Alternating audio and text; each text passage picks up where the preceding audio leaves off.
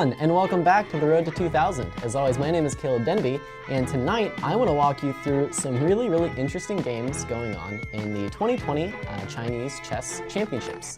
That's not Chinese chess, but that's chess in China.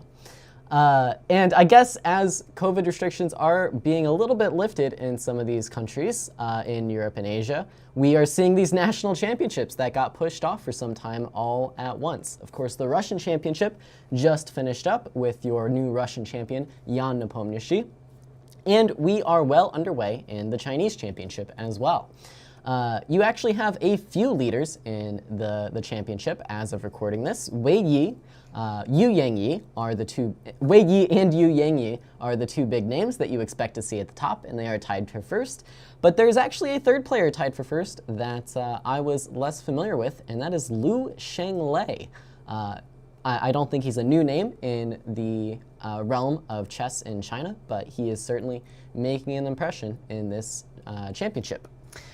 So to start with, I actually wanted to show you a game from one Wei Yi. At one point, of course, for those of you who don't know, Wei Yi was the child prodigy in the realm of chess, and everybody expected him to go very far with his chess career, and he definitely has. And he's showing how he has sort of evolved as a player in this game here. So let's just jump into it here. We have Wei Yi against a player by the name of Zhu Xiangyu, who has actually been playing some really interesting chess in this championship.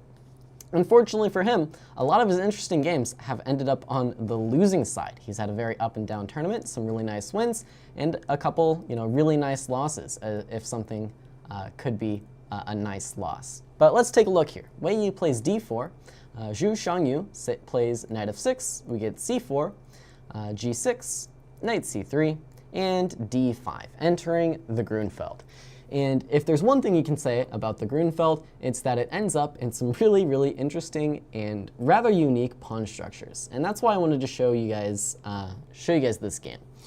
Wei Yi really does just a masterful job of understanding how to work with an extremely fractured pawn structure and how to still maintain some kind of advantage throughout.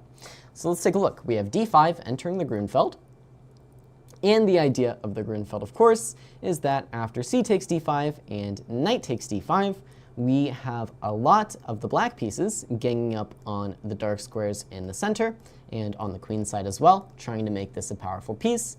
But in exchange, black has given up the powerful d5 pawn for the slightly less powerful c4 pawn, and this is going to allow white to build a big center with the move e4. And so that's what we see here. Zhu continues on now with knight takes c3, b takes c3, and now c5. Just normal Gruenfeld stuff so far. Now I will say, generally they put the bishop on g7 first, but it doesn't really matter. So c5, now we get knight f3, which is sort of the quote-unquote old main line by Wei Yi. Now bishop g7, all according to plan so far. As I said, black gangs up on the dark squares in the center, and now white is just aiming to finish development and hold on to these dark squares for the moment. And keeping in line with that strategy, we do see Wei Yi continue out now with bishop e3, supporting the center.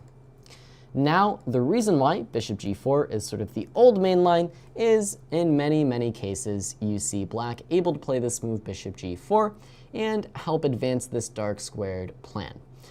These days, there are a few different main lines that white can try, but the one that I prefer actually involves playing this move bishop c4 and dropping this knight into e2 so I can preserve it with the move f3. But here we see Wei Yi willing to sacrifice some of this dark squared control in exchange for the bishop pair, allowing black to take away this knight that controls dark squares for this bishop which cannot, is a rather double-edged way to play. And now we see Wei Yi take the game down even stranger paths with the move queen to a4 check.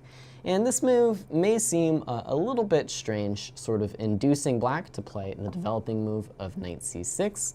Now, we would love to play d5, winning a piece, but you have to be careful of this pawn on c3, so not really playable immediately is d5, because bishop takes c3 is just, in fact, quite good for black. This is not going to be one of the good exchange sacrifices in the Gruenfeld. So Queen a4 check may seem strange, just sort of inducing black to develop pieces with knight c6, but it actually comes with a pretty instructive idea. So very often in these Gruenfeld openings, of course, the battle centers around the d4 pawn, as I've been talking about. So with queen a4 check, Wei Yi takes an opportunity to put this queen on a nice active square where it still controls d4 and actually vacates the d1 square for a rook to potentially step in if necessary. But even deeper than that, I think the main idea of queen a4 check is to not allow the same idea by black. Queen a5 is very often a good move for black in these positions, activating the queen, hitting another dark square, and similarly clearing the d8 square for a rook to potentially jump into. So queen a4 check, I think, yes, it's a nice activating move, allowing a rook to potentially come to d1, but more than that, it's actually a preventative move, preventing moves like queen a5 from coming too quickly. Just a little bit of explanation there for why queen a4 check is the move.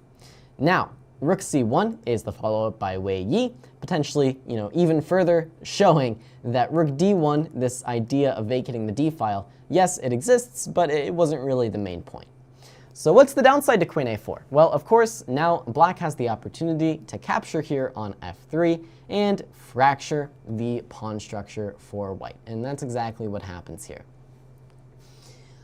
Okay, so with rook c1, white is in fact making a threat. This idea of bishop takes c3 is no longer in the position, so d5 does need to be dealt with, and that's why we see e6 here by Zhu Xiangyu. And now the game continues with bishop b5, and black kingside castles, and we see bishop takes c6, and b takes c6.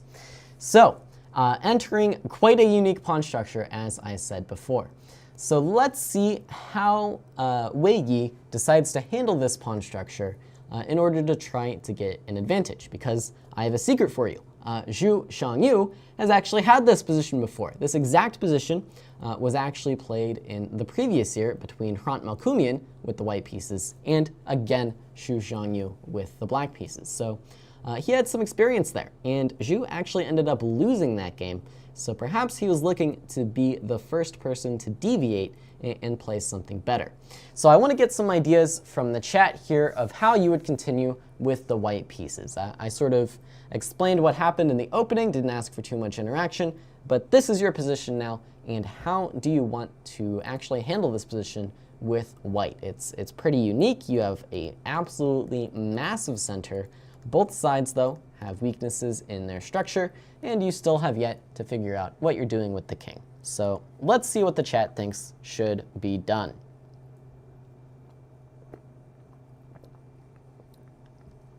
So a lot of people in the chat want to play the move king e2.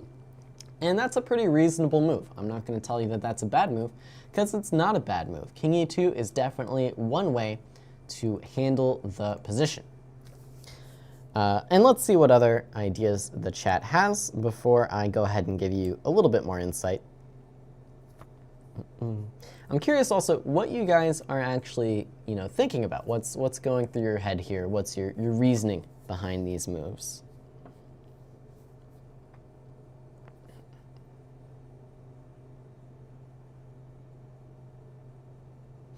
Okay, so a couple really great ideas. Savage Gamers wants to take a pawn. Taking a pawn, not always such a bad idea. In this case, though, there are some tactical issues here. Black is going to be able to play the move rook c8.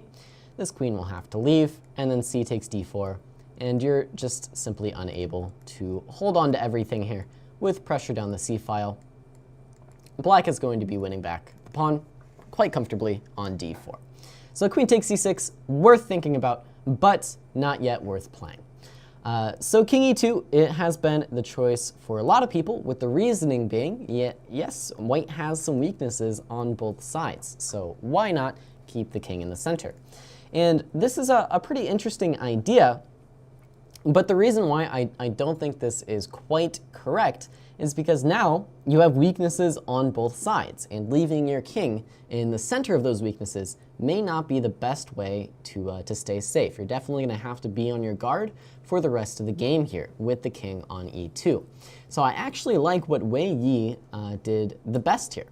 And it was an idea mentioned in the chat, although I'm curious if the chat actually had the exact same intentions as Wei Yi here. And that move is h4. And now, what is h4? Well, I don't really think at its core h4 is a super strong attacking move. I don't think that's the idea here. h4 is actually an attempt to shore up some of these weaknesses on the king side. Now, how does that make any sense? Well, compare this with the move king e2 or with kingside castles. Against either of these moves, black is going to be able to start invading with moves like queen to h4 and moves like rook b8, right? Just coming after this king here. Similarly, kingside castles, queen h4. And actually, worth noting, this is exactly how the game between Melkumian and Zhu continued. Melkumian castled kingside, and Zhu played the move queen out to h4 and got some kingside pressure. Now, Melkumian actually did go on to win that game, but this is, I believe, approximately level here. Black has good play on the king side. And like I said, similar problems exist if you just play the move king e2. So yes, h4 is a good attacking move, threatening things like h5, and black would do well to actually respond to this threat, as Zhu does in the game, playing h5. But now the main point is that black is not so ready to invade on the king side here. And Wei Yi's plan is actually now to further shore up the king side by bringing the king over here, using the king and the rook on h1, yes, sort of as attacking pieces, threatening things like h5, but firstly as defensive pieces, sort of building a makeshift castle here. And that's why I found this game so interesting, and that's why I wanted to go over it. This idea of playing h4 and playing king f1, king g2 is, I think, pretty unique. You don't see this idea sort of every day, where you advance a pawn on the king side in order to make the king side safer for your king. So I want to talk a little bit about this. How do you arrive at this idea of h4, king f1, king g2 in the position? And that idea comes down to thinking about weak squares. This is an idea I've been talking a lot about lately, but if you look at white's position, what squares have been weakened by the pawn structure deficits? Well, we're missing a pawn on g2, so that weakens these squares. It weakens f4 and it weakens h4, right? These are the four main weaknesses created by moving this pawn from g2 to f3, because on g2, the pawn is able to defend those squares, and on g3, the pawn is able to defend f4 and h4 as well. And similarly, you can even argue that h2 is going to be weakened by this deficit because it no longer has the opportunity to step to a square like h3 and be defended. So all of these squares have been weakened by white's pawn structure deficits. So what does Wei Yi do? Well, he finds a way to help cover up some of those squares, and he does so by playing h4. Now let's examine the squares that are weakened. These are the squares we were talking about beforehand. And now 3 of those are well covered by the rook, and after we see king f1 to king g2, we see Wei Yi even further covering these weaknesses. So that is the masterful opening idea by Wei Yi that I wanted to share. So any questions on this idea? Because I think it's a really, really important one to think about. It's an idea that you can actually try to apply in your own games. Whenever you have a pawn structure deficit, definitely think about the squares that are weakened. Don't just think about the weakened pawns themselves, because they're not always the most relevant. In this case, the more relevant factor are these weak squares, and that's why Wei Yi plays h4 to defend them. So questions on this idea here? Questions on this idea?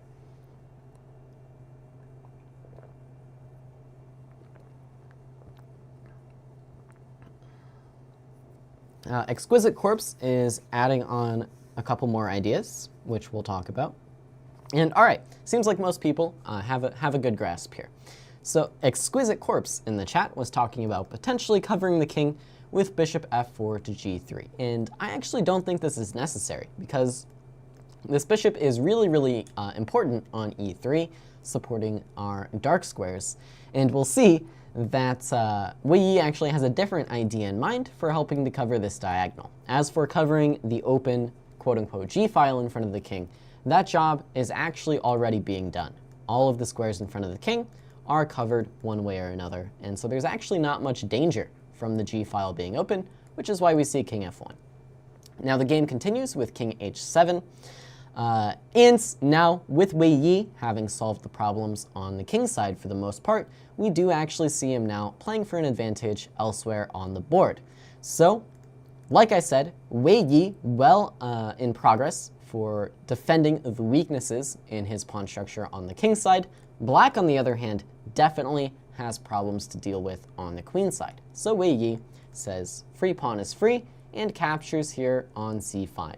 Notably still, queen takes c6 is going to be met by rook c8 and all of the same problems that we talked about previously.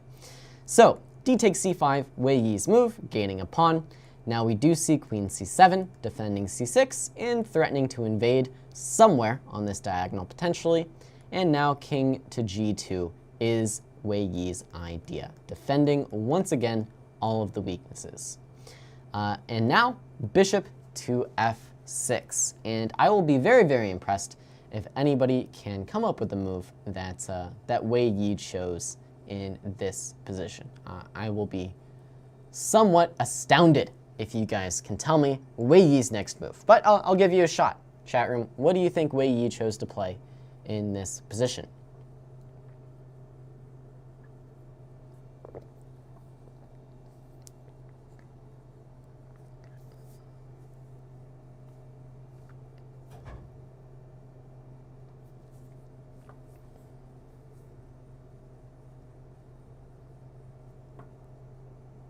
So a lot of moves being suggested in the chat.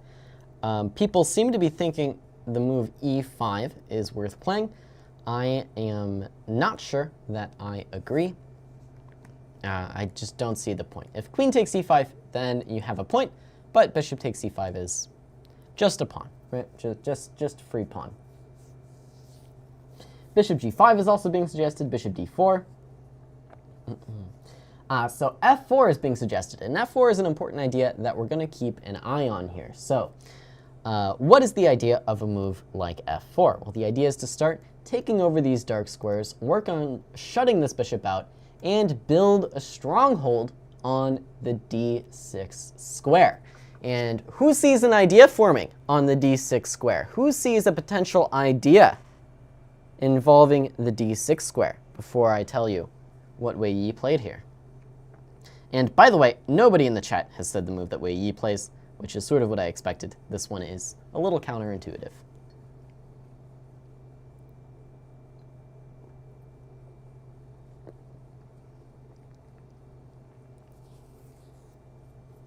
Peter Peterson says the king is safe on e2. And in this case, yes, the king would be reasonably safe on e2, but in this case, the king is actually more useful on g2. It's not just about king safety in this case, it's about king usefulness, because after Wei Yi's next move, which Chess King has finally said, rook h to d1, paradoxically undefending the pawn on h4, we actually need the king on g2 rather than e2 in order to cover these weaknesses made by the loss of our g-pawn. Well, not the loss, but the movement of our g-pawn to f3. We need to guard these weak squares over here. And you can compare this position to if, for example, let's say king e2 here. I know this doesn't make much sense, but let's say this happened instead. Now all of a sudden, queen h2 ideas are in the position with bishop h4 to follow, and you've got some serious problems here, right? You've got some serious problems. We would want our king on g2 to stop ideas like queen to h2. So that is why the king is on g2. It helps actually cover the weaknesses, not just about king safety, but about king usefulness as well, even in the middle game. And so yeah, we see rook h to d1 by Wei Yi. And what is the point? Well, the point is this pawn, for the moment, is untouchable due to the threat of the rook coming in to d6. For example, bishop h4, rook d6 makes an immediate threat, and again, a threat which is a lot more potent because we have h2 covered. Black can try to defend, but now we're going to bring a second rook into the d file, and rook d7 is tough to stop. Bishop f4 ideas are in the position as well, and this is just a pleasant advantage for white. So pawn on h4, not really touchable at the moment, which is why we see black just sort of calmly defending the d6 square with the rook on d8. And now we see a pretty interesting series of moves. Now, if this series of moves were played in sort of an amateur game, even a game of people sort of at my level, one would assume that both sides were sort of playing one move at a time and sort of lucking into the next idea. But I suspect Wei Yi and Zhu Xiangyu had a little bit of a deeper understanding than that. But it is kind of funny to see the next moves. So, surface level, our pawn on h4 is attacked, so Wei Yi goes to defend it, right?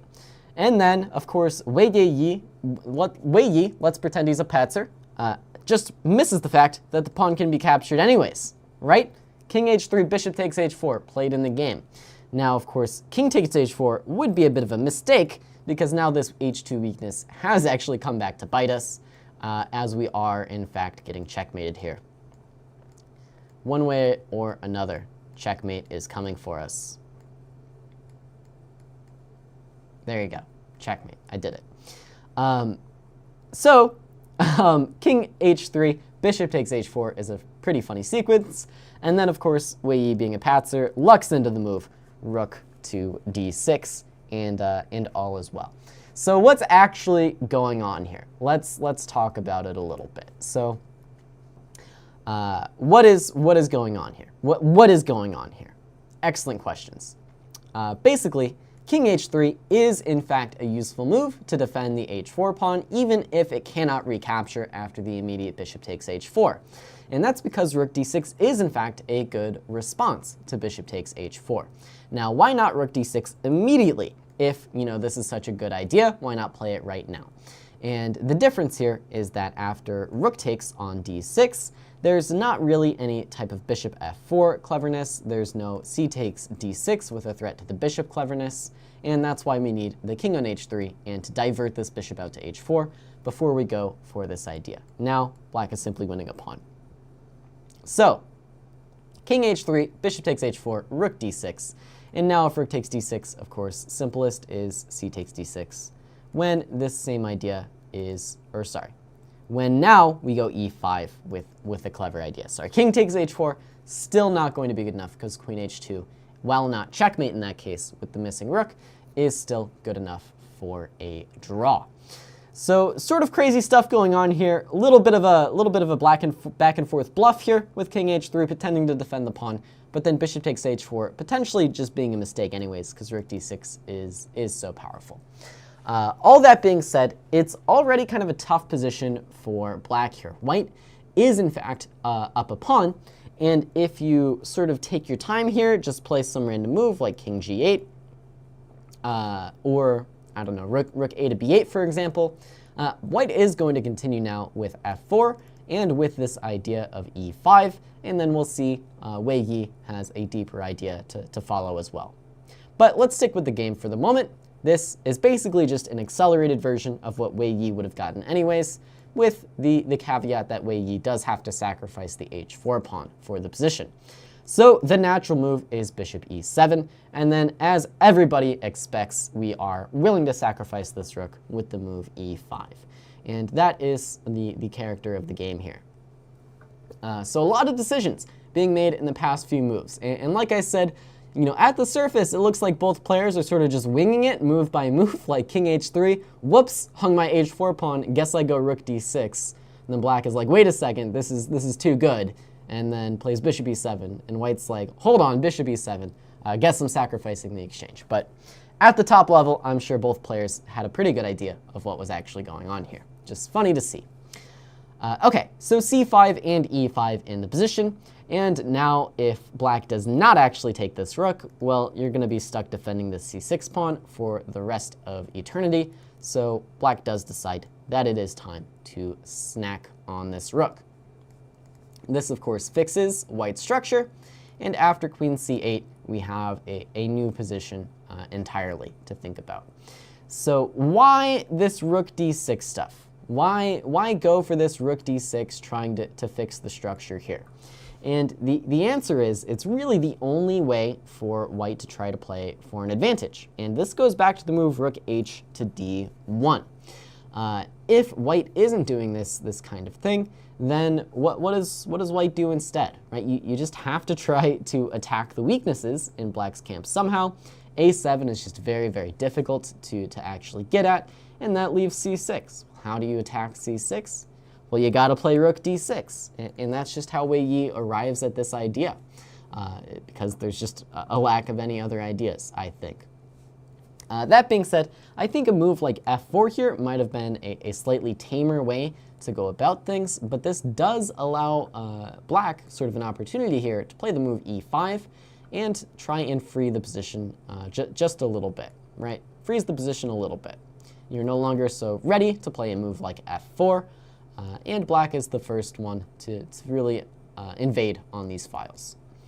Interesting game, interesting game. So rook d1, king h3, take rook d6, bishop e7, and e5. By the way, rook takes c6 is perfectly playable here and is maybe even better than the exchange sacrifice, but Wei Yi just decided against it. There are a couple of reasons perhaps for this. One is that queen e5 may be a good activating move here, just bringing the king in and going for some kind of attack.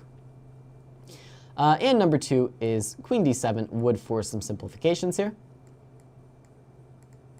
And perhaps black is going to be able to regain some material on the c file. But just a pleasant advantage for white. Instead, though, we get the exchange sack with e5, take on d6, queen back to c8. And now the power of this sacrifice sort of comes to play here when we see the move queen f4. And now, white's seemingly airy king is actually doing a fantastic job of guarding all the weak squares on the king side, and black's seemingly protected king is actually the one under a little bit of danger here, as white's remaining major pieces are able to use the half-open files. So queen f4, invading with queen h6 and attacking d7, just pleasant for white. Rook d7 is pretty much the only move. You have to defend this guy somehow. But now we see queen h6 check, king g8, and the rook swinging over to g1, just continuing the attack. Zhu Xiangyu continues to activate now with the move rook b8. When you do have the extra rooks, it's really important to activate them on the open files.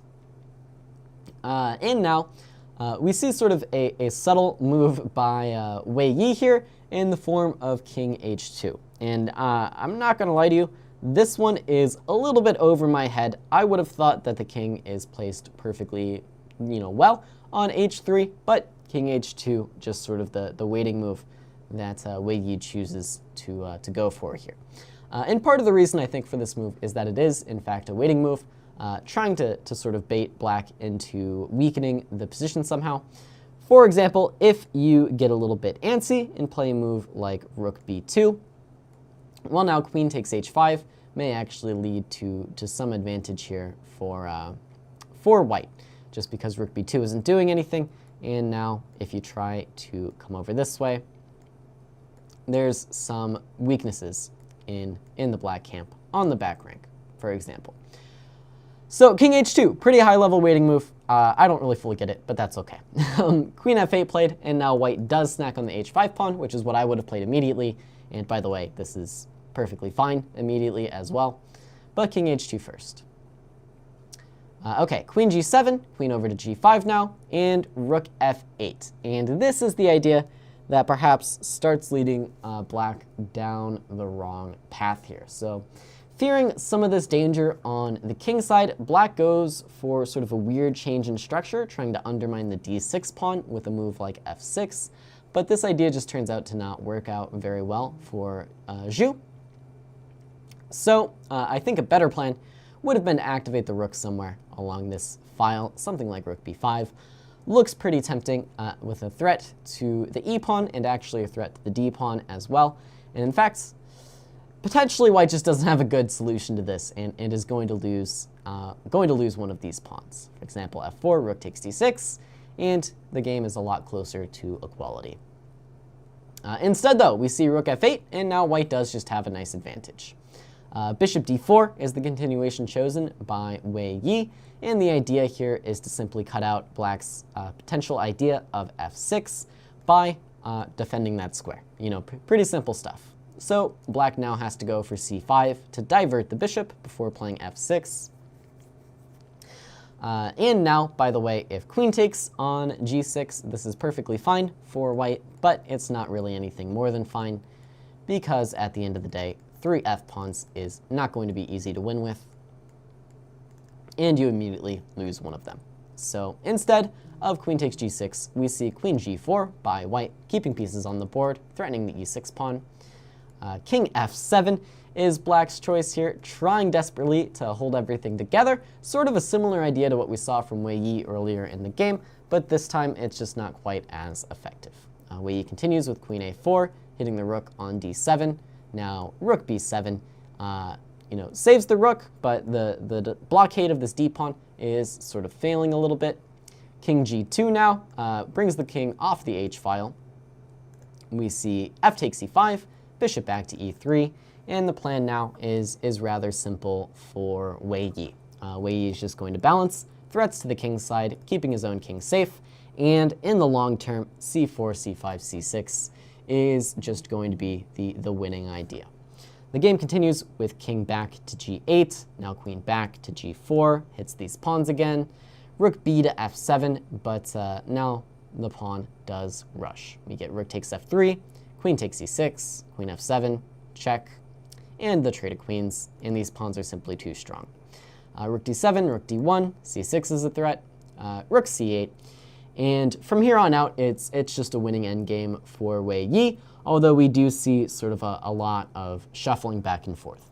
First things first, activate the king, and that's what Wei Yi does, and then black activates the king as well, but now loses sight of the e5 pawn, which does fall.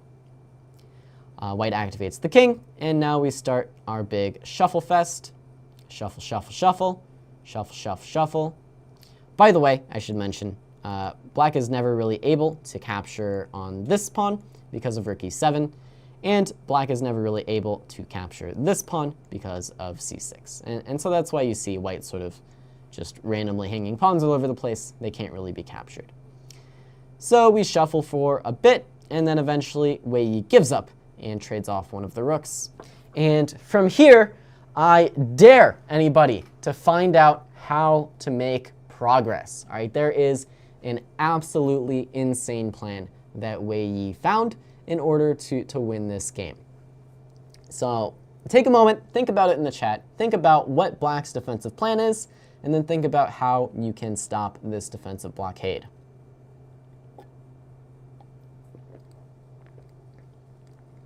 And I know I went really fast through the past 15, 20 endgame moves, but that's because the evaluation was never really changing there. Both sides were just activating. There were no really big changes in structure or anything, just getting the pieces into the game and shuffling. So here we are, though. Critical moments. Critical moments.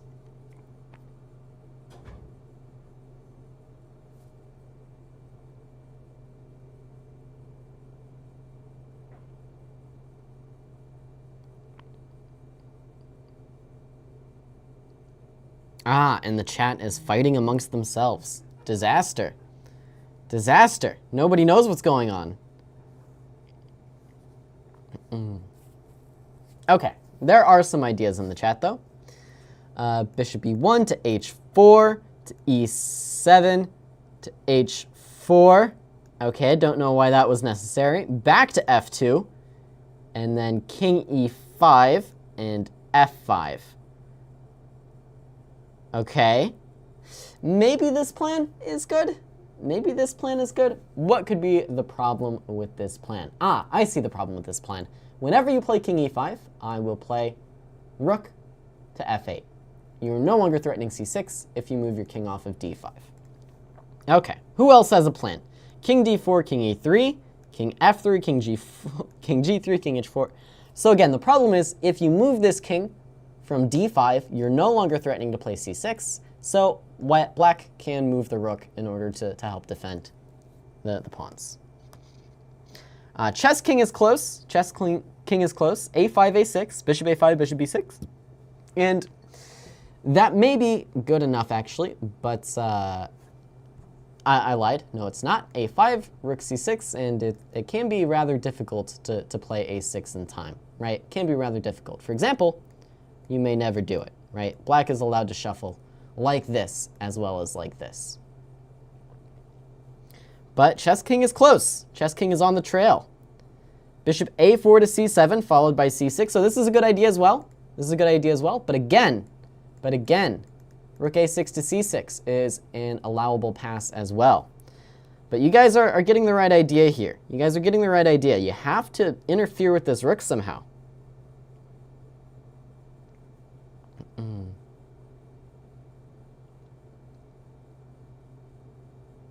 C6, sack the pawn? Absolutely not. What's wrong with you? What's wrong with you? What's wrong with you? No. So, Chess King is so close, he might as well be right, but still not quite right. The key is to play bishop b6 with the pawn on a5. You can't ever really get this pawn to a6 because the rook is going to be shuffling back and forth here when we put our bishop on c7. But we can put the pawn on a5, and that is good enough to play the key move, bishop b6. So here, we see Wei Yi play bishop a5, black passes with rook c6, bishop c7, rook a6, but now a5, rook c6, and bishop b6 is the killer move here. Putting the bishop where it's hanging, but preventing black from passing with the move rook a6. And this is going to be the winning idea for Wei Yi. Really impressive plan here, just taking away all of the rook squares. So now this pawn is forced to move to the fateful square of a6, and now bishop d8 is the final move of the game. Bishop c5 I think is just as good, but bishop d8 is funnier, so Wei Yi picks the funny move. Now if rook c8, the idea is just bishop c7, of course, and c6 is unstoppable. By the way, if you do take this bishop, you are met with an unfortunate case of Zugzwang here. You have to move the rook, because if you move the king, I'll take the rook, and then b7 is good enough. The rook must move, c6, c7, and queen. Or c7 and queen. Either way. So bishop b6 and bishop d8. And here, Zhu Xiangyu had enough and threw in the towel, went ahead and resigned. Really impressive idea, though. Bishop b8 idea doesn't work. It might, but I think, are you actually making progress, right? Are you making progress here? I don't think you are, because I have rook a6.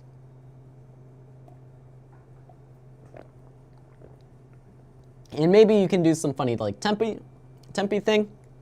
Like, you go bishop c7, rook a6, here, bishop here. Maybe you can't do a funny tempy thing. But yeah, bishop b6, key idea. I don't think you can make bishop b8 work. And the point is, you deprive the rook of the a6 square, and now your idea of bishop c7 is a winner. Really great stuff. Really great stuff. Spotting that plan is what earns people their titles. Well, yeah, spotting that plan from afar, I would argue, is what makes Wei Yi such a good player, because I think a lot of players would actually sort of surprise themselves in this position. If they actually get it on the board, it's sort of process of elimination. You're like, well, have to break this blockade somehow, and eventually might arrive at this plan. But okay, let's do a quick review of this game, and then we'll move on to a second game, and that might be all we have time for. Moving a little bit slowly tonight. So we had the Gruenfeld.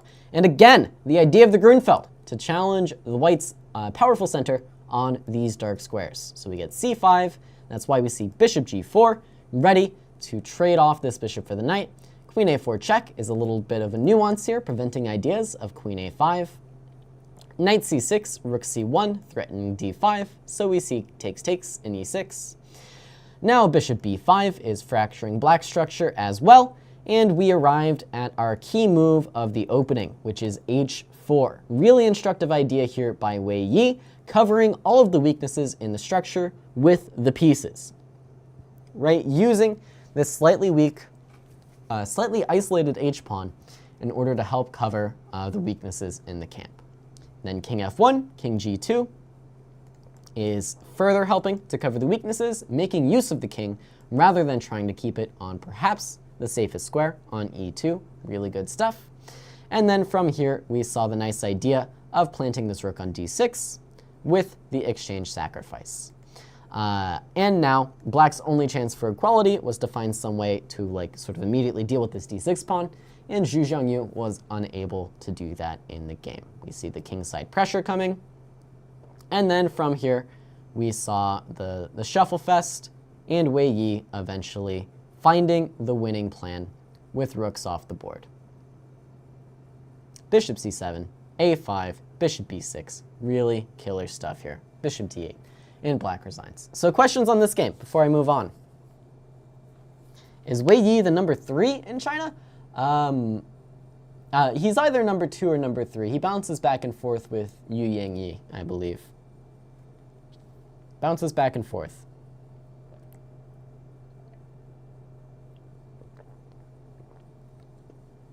Jeff asks if I would have found that idea at the board. I don't know, because I've never had that position on the board. It's possible. It's possible you might find the idea. You never know. Okay, let us move along then. Yeah, Peter Peterson says if you didn't know who played, you would say they were very bad players, allowing such bad structures. But the key is how they handled the bad structures, how each player tried to cover their weaknesses, and how Wei Yi did a better job, and because of that, was able to win the game. Now, game number 2, let's move along. Speaking of Yangyi, let's check out a game of his, and unfortunately, our victim this time is still going to be Zhu Xiangyu, who just had a tough time against these two leaders in the tournament. So let's take a look. We again have d4. This time we see d5, c4, e6, knight f3, and knight d7. So a little bit of a strange move order here by black, committing to the knight on d7 rather early. But this is actually something I think these top players are doing on occasion. I think I remember some sort of Grishuk game where he was playing an early knight d7. And yeah, I don't know. It seems to be picking up in popularity. And let's check out why. Knight c3, and we do still see knight g to f6 now, transposing to some normalcy. C takes d5, e takes d5, bishop f4, and then our key move of the opening here, sort of our opening defining move, is going to be knight b6. And this is the reason for the early knight d7 by Yangyi. The idea was to plant this knight on b6. And this is a rather interesting idea that I didn't fully understand until I was doing some prep for this class. So, why put this knight on b6? What's going on? Well, at first glance, it looks like black is sort of optimistically aiming for the c4 square, sort of just hoping that they'll be able to plant a knight here and have some quick queenside pressure, maybe on the dark squares, like something like a bishop coming out, a queen, not a king coming out, but maybe a queen coming out. Something like this. And at the surface level, this is what this idea appears to be. But then, looking at this game, it really does become clear that the idea of knight b6 is sort of much deeper than that. The idea of knight b6, as we'll see, is to actually lend further support to the d5 pawn, and because of this extra support, black is going to have a lot more options against white's main plan of the minority attack. So this game, we're talking about the knight on b6. That's what we're talking about. Okay, white continues normally with the move e3, all perfectly fine. We do see now bishop f5, and this is another benefit of perhaps having this knight here on b6 early on. Now, moves like queen b3, which tend to be a response to an early bishop development, are a lot less threatening with the knight well placed to defend. And also, the knight is out of the way of the bishop, of course. We do see bishop d3 by white, and we get this trade of bishops. Now, bishop d6 offering a second trade, but Zhu Xiangyu wants to keep this one on the board, plays bishop g5, and black simply retreats back to e7. Happy to break the pin. We see castles, and then white makes a pretty interesting decision here and chooses to capture the knight on f6, leaving black with this bishop. And I think the reason for this idea was to make sure white had sort of an extra piece that could help with the minority attack on the queen's side. The best this bishop can do is really defend a square like c7 from d6 and guard these squares on the queen's side, whereas the knight perhaps would have been a more useful attacking and even defending piece, jumping into a square like e4, perhaps looking to dominate a square like c4, and could just influence the queen side a bit more. I think that is the idea behind this trade, namely no knight e4 and less influence on the queen side for black. But let's take a look at it here. So white continues quite naturally with the move b4, just trying to go for this natural minority attack on the queen's side. We also see black sort of playing in the natural way against it as well with a6, just looking to stop b5 because this pawn would capture and black would get activity down the a file. And now we see knight back to d2. We see bishop back to e7, attacking this guy. Rook f to b1. Again, white's plan is to open things up on the queen's side, as you often do see in the exchange queue GD. And now c6.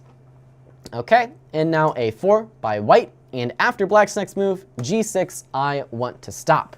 So the idea of this knight on b6 is, yes, early on, black can bring this bishop out to f5 and things of that nature. But I think the real point is really going to be shown now.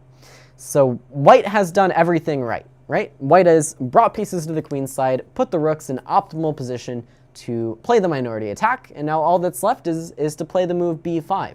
So what is stopping white from playing b5 here, chat? What is the point? What is black's idea against the move b5? See if you can figure it out.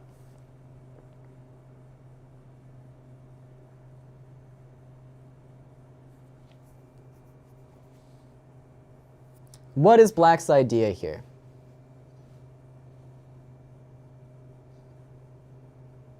Humberto asks, will these lessons help you get to 2000 ELO? That's the idea of the class. That's the idea, at least. Maybe it works, maybe it doesn't.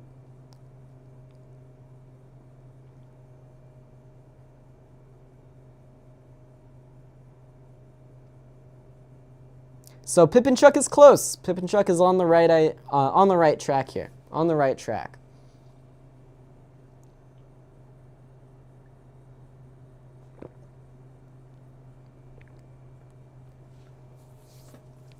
On the right track.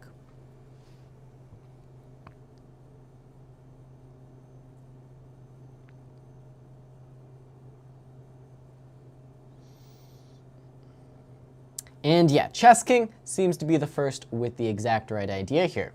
So the point of this knight on b6, as I said, is to, yes, support this pawn on d5 a little bit more than it otherwise would be able to, right? You know, another common plan, for example, is to bring this knight out to g6. Like, this is something that happens quite often. Sometimes you even see this knight jump into a square like g7 through some manner like this, or at least the e6 square. These are the more traditional plans, rather than leaving this knight on the slightly awkward-looking b6. But from b6, this knight is, yes, very much able to control the d5 pawn, and more than that, controls, yes, c4, but even the a4 square turns out to be relevant here. So hopefully a lot of you know that in this Carlsbad structure, as it's called, the main plan for white is this minority attack, or at least one of the main plans is the minority attack, pushing this pawn minority forward against the pawn majority. And so the power of this setup is that black is just well prepared to deal with the minority attack. So against b5, I think black's best play is in fact going to be to take with the c pawn, which you might not expect, and after a takes b5, pushing forward with a5. And I think it's actually black with a slight edge in this position. The reason for that being, our bishop is now actually going to be useful, helping to support further a pawn pushes.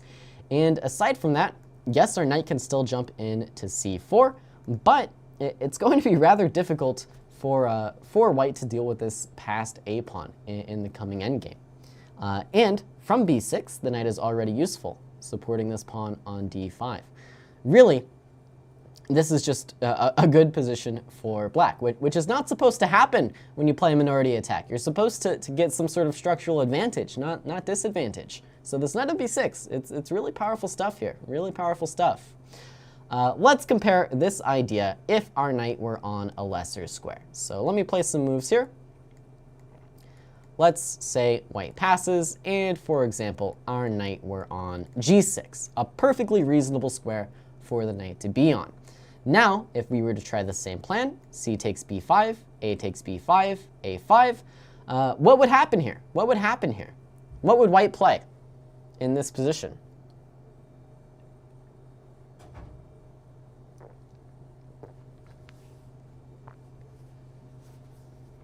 What would white play in this position? And yeah, you guys have the right idea. Maybe other moves are also good for white, but b6 is a really critical idea here for white. Further taking space on the queen side, essentially isolating this pawn here on a5, and granting the white pieces a few extra squares to work with. So I think here, it's actually white who's on the better side of things after the move b6, compared to our game where white after g6 just simply should not go for this idea because the black forces are just well prepared for it. I do want to mention though, by the way, these ideas of c5 and a takes b5 and c5 are definitely worth keeping in mind as well. Definitely worth keeping in mind. Good stuff there. So for the moment though, b5, not such a great move for white. So what should white do instead? Well, in the game, Zhu Xiangyu was unfortunately unable to come up with the right ideas. So I think here, white does have a pretty reasonable plan that might not lead to an advantage, but at least is something constructive for white to work towards. Right, find a constructive plan for white here.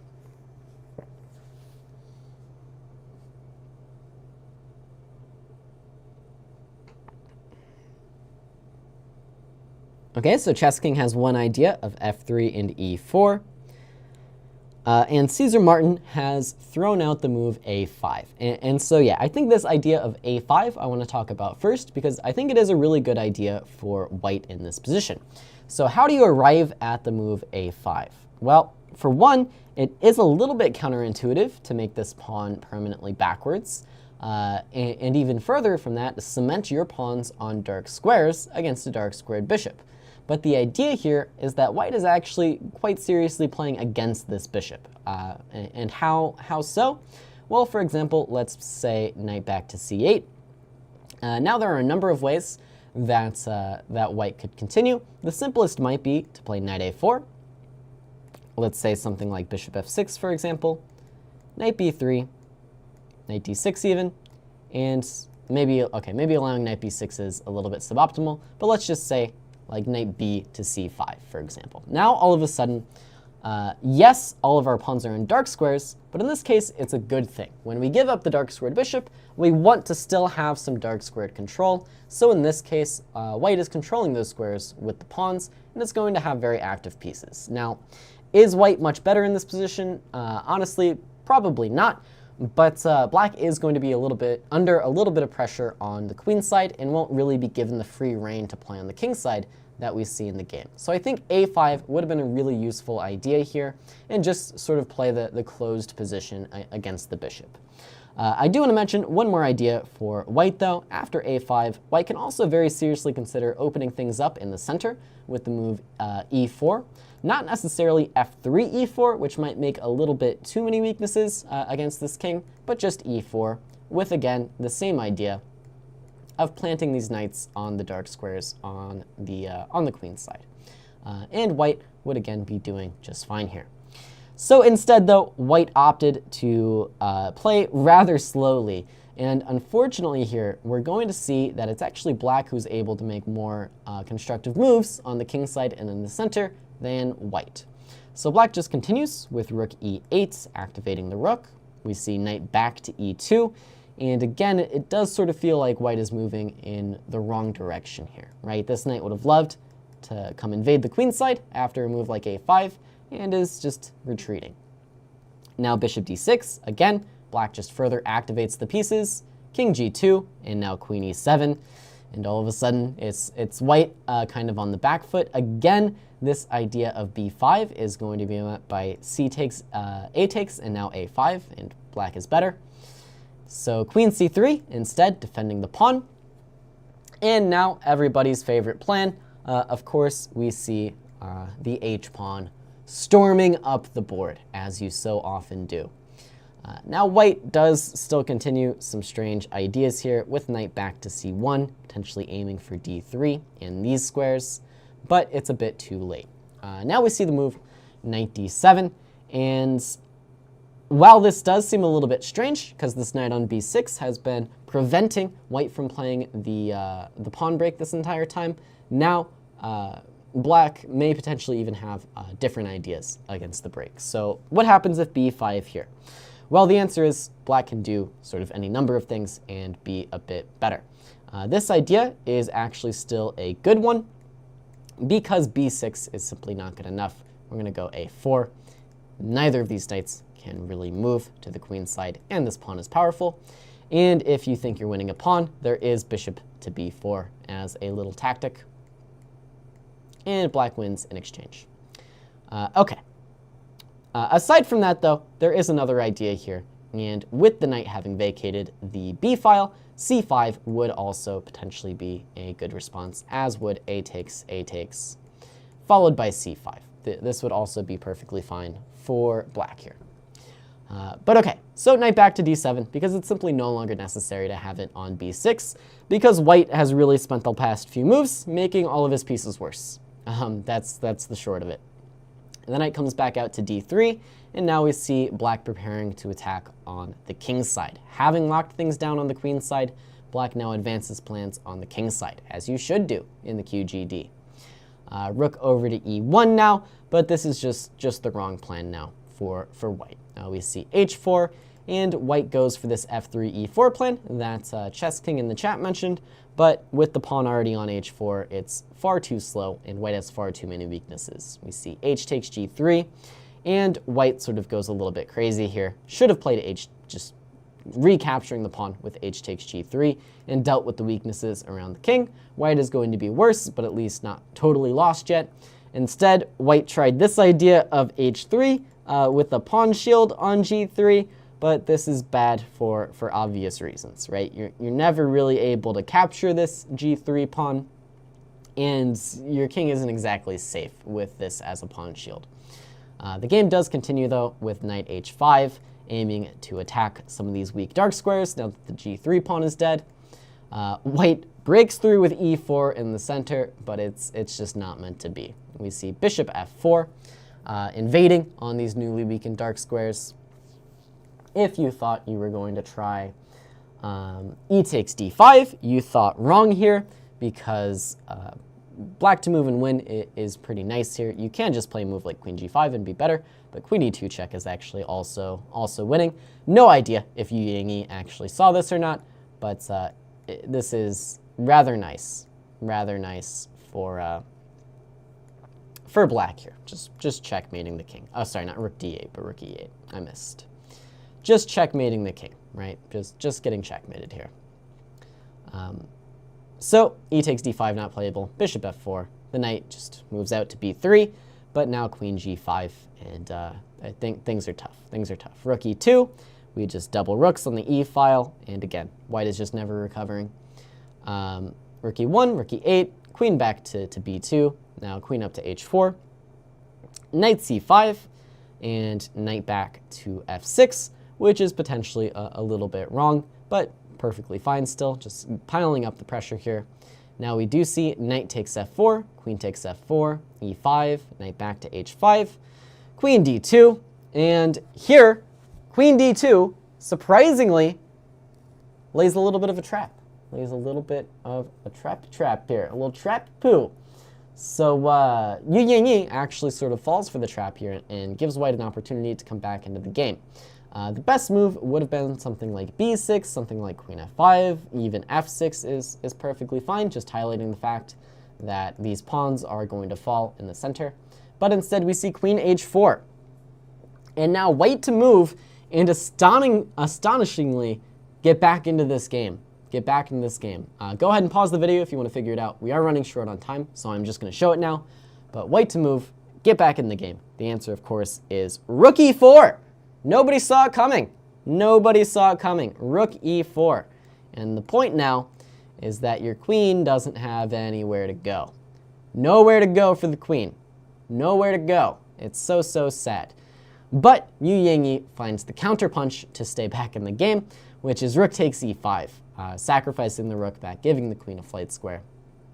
But after d takes e5, we do see rook d8, and here white does sort of start to slip again. The best move to stay in the game was actually somehow knight d7, and this is sort of just engine stuff at this point where, like, okay, maybe you see that knight d7 is a good move, but queen e3 is perfectly natural. But now after queen e7, black is able to regroup, keep this pawn here on g3, and this pawn is going to give all the advantage. e6 is a good idea, queen f6, and then white should have tried e takes f7 and just played for activity, but instead e7 is actually going to be the losing move here after queen b2 check, when white has no good way to save the king, and this powerful pawn on g3 does finally tell the tale. We get queen back to e2, really the only move. Now queen takes e2, rook takes e2. Queen takes e2 check, and white had to resign. The game would have continued with rook takes e2 when after knight f4 check, there is, rather surprisingly, no way to not lose this rook with check or allow black to save the rook. For example, king f1 means rook d1 check, rook e1, now g2 check, king f2, rook e1, stops white from queening, and then black is able to queen. Or king takes g3, knight takes e2 check, and then black will save the rook. So sort of a wild game there at the end that I sort of blew by. The main point I wanted to talk about with this game is this idea of the knight on b6. Hopefully this is an idea that is useful to you in your games with the black side of the QGD, and hopefully you're a little bit more aware now of how to deal with it if you're playing with the white side.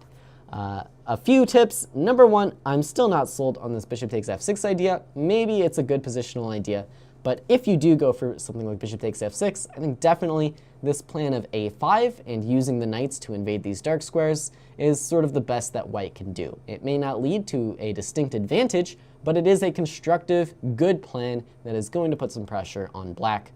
In the meantime, though, this plan of just sort of restructuring the pieces, if you do nothing for a while, black has useful things to do, and those useful things are to attack you on the king side, and that's never fun. So that's where things went wrong for Zhu Xiangyu in this game, and that's how Yangyi managed to defeat his opponent. So questions on this game before we call it a night here on the road to 2000.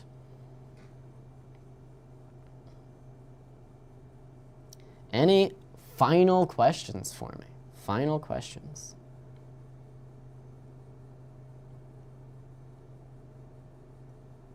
All right.